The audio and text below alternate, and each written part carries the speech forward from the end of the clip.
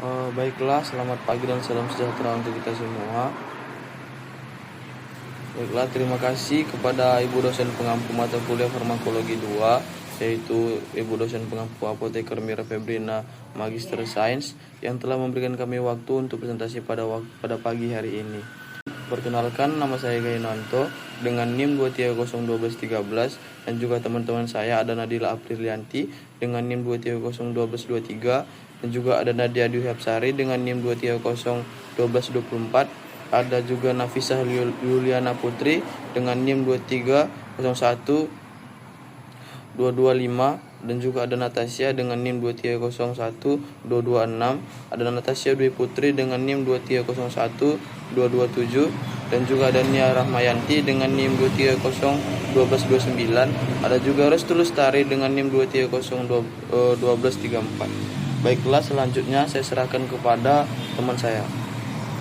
Baik, sebelum kita masuk pada obat-obatan pada sistem endokrin, kita harus mengetahui dulu apa itu sistem endokrin. Sistem endokrin terdiri dari kelenjar tanpa saluran atau ductless yang menghasilkan hormon. Hormon berfungsi sebagai pembawa pesan kimia yang mengatur pertumbuhan, metabolisme, fungsi seksual, dan keseimbangan tubuh.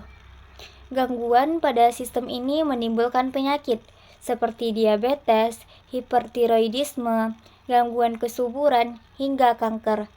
Obat-obatan endokrin bertujuan untuk menggantikan, menekan, atau menstimulasi produksi hormon. Selanjutnya, kita akan membahas anatomi dan fisiologi sistem endokrin. Anatomi sistem endokrin. Seperti yang tertera pada gambar, sistem endokrin terdiri dari kelenjar tanpa saluran atau ductless yang menghasilkan hormon langsung ke dalam darah. Fungsi utama sistem ini adalah mengatur pertumbuhan, metabolisme, keseimbangan cairan, dan fungsi reproduksi. Sistem ini bekerja lebih lambat dari sistem saraf, tetapi efeknya lebih tahan lama. Yang pertama ada hipotalamus dan hipofisis. Hipotalamus terletak di dasar otak, berfungsi sebagai pengatur utama sistem endokrin, mengontrol pelepasan hormon. Hipofisis melalui hormon pelepas yang disebut releasing hormone dan penghambat yang disebut inhibiting hormone. Selanjutnya hipofisis atau pituitari terbagi menjadi dua bagian, yaitu yang pertama ada adenohipofisis sebagai anterior, yaitu menghasilkan hormon pertumbuhan atau GH, adrenokortikotropik atau ACTH, thyrotropin atau TSH, follicle stimulating hormone atau FSH, luteinizing hormone atau LH, dan prolaktin. Yang kedua ada neurohipofisis sebagai posterior, menyimpan dan melepaskan seperti vasopresin atau ADH dan oksitosin. Baiklah, selanjutnya itu ada kelenjar tiroid dan paratiroid. Kelenjar tiroid ini terletak di depan leher berbentuk seperti kupu-kupu, menghasilkan T3 dan T4 yang mengatur metabolisme. Sedangkan untuk paratiroid terdiri dari 4 kelenjar kecil di belakang tiroid, menghasilkan PTH untuk mengatur kadar kalsium dan fosfat. Selanjutnya, yang ketiga itu ada pankreas, merupakan organ dengan fungsi endokrin dan eksokrin. Bagian endokrin terletak pada pulau pankreas, terdiri dari sel beta, menghasilkan insulin, menurunkan glukosa darah, menghasilkan glukosa, menaikkan glukosa darah, dan sel menghasilkan somatostik, penghambat insulin dan glukagon.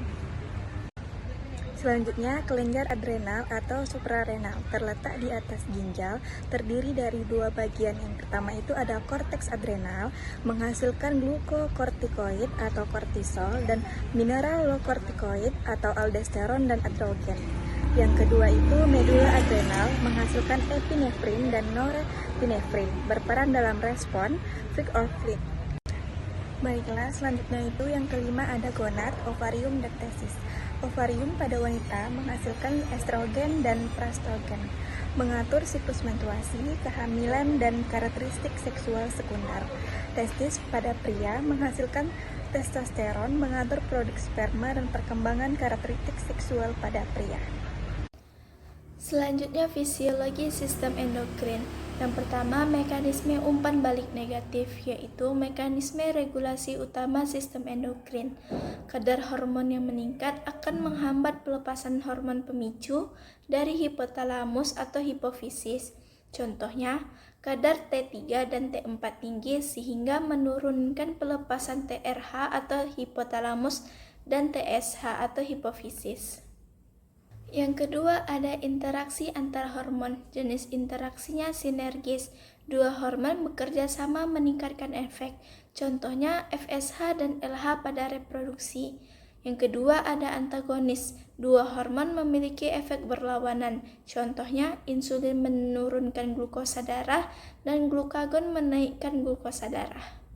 Yang ketiga, ada efek hormon terhadap tubuh. Yang pertama, ada growth hormone atau GH, merangsang pertumbuhan tulang dan otot. Yang kedua, ada kortisol, mengatur metabolisme karbohidrat dan respon stres. Yang ketiga, ada ADH atau vasopresin, mengontrol reabsorpsi air di ginjal, mempengaruhi tekanan darah. Yang keempat, ada estrogen dan progesteron, mengatur fungsi reproduksi wanita. Dan yang terakhir, ada testosteron, mempengaruhi spermatogenesis dan karakteristik seksual pria. Selanjutnya, obat-obatan pada sistem endokrin. Baiklah, selanjutnya obat diabetes. Yang pertama itu patofisiologinya. Diabetes mellitus atau DM merupakan gangguan metabolik yang ditandai oleh hiperglikemia kronis akibat defisiensi produksi insulin atau DM tipe 1 atau resistensi insulin dan disfungsi sekresi insulin atau DM tipe 2. Yang kedua, penggolongan dan mekanisme kerja. Yang pertama, insulin yaitu kerja cepat, sedang, dan panjang, menggantikan kekurangan insulin DM tipe 1 atau DM tipe 2. Contohnya insulin glargin, lispro. Selanjutnya, antidiabetik oral dan injeksi non-insulin biguanid, yaitu mengurangi gluconeogenesis hati dan meningkatkan sensitivitas insulin, contohnya metformin. Selanjutnya, sulfonylurea, yaitu merangsang sekresi insulin dari pankreas, contohnya glibenclamid dan gliclazid. Selanjutnya, thiazolidinedion, yaitu meningkatkan sensitivitas insulin di otot dan jaringan lemak, contohnya pioglitazone. Selanjutnya, DPP-4 inhibitor, yaitu meningkatkan kadar hormon inkreatin, contohnya sitagliptin. Selanjutnya, SGLT2 inhibitor, yaitu meningkatkan ekskresi glukosa melalui urin, contohnya dapagliflozin. Selanjutnya, agonis GLP-1, yaitu meniru efek GLP-1 endogen, contohnya liraglutid. Selanjutnya, yang ketiga yaitu indikasi diabetes mellitus tipe 1 insulin, diabetes mellitus tipe 2 yaitu obat oral dan injeksi non-insulin. Selanjutnya efek samping, hipoglikemia, gangguan gastrointestinal seperti metformin, infeksi saluran kemih atau SGLT2 inhibitor, dan penambahan berat badan. Dan yang terakhir itu kontraindikasi, gagal ginjal, hipersensitivitas obat, dan ketoasidosis diabetikum. Contoh obatnya itu ada metformin 500-2000 mg per hari, glibenclamid 2,5-10 mg per hari, dan linglutid 0,6-1,8 mg per hari. Selanjutnya yaitu obat patofisiologi.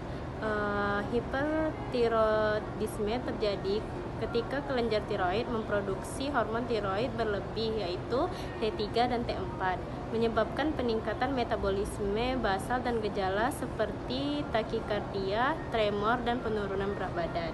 Selanjutnya ada antitiroid.